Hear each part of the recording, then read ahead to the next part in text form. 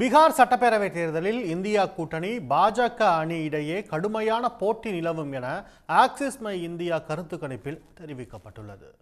பீகார் சட்டப்பேரவை தேர்தல் 2 கட்டங்களாக நடந்து முடிந்த நிலையில் தேர்தலுக்கு பிந்தைய கருத்து கணிப்பு முடிவுகள் வெளியாகி வருகின்றன.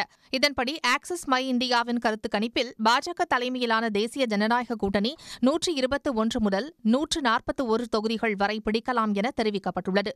காங்கிரஸ் கூட்டணி 98 முதல் 118 தொகுதிகளை கைப்பற்றலாம் என்றும் குறிப்பிடப்பட்டுள்ளது. பிரசாந்த் கிஷோரின் ஜன் சுராஜ் கட்சி 2 தொகுதிகளில் வெற்றி பெற வாய்ப்புள்ளது என்றும் மற்றவை 1 முதல் 5 தொகுதிகளை பிடிக்கலாம் எனவும் ஆக்சிஸ் மை இந்தியா கருத்து கணிப்பில் தெரிவிக்கப்பட்டுள்ளது. வாக்குகள் வித்தியாசத்தில் 2 அணிகளுக்கும் இடையே வெறும் 2% மட்டுமே உள்ளது.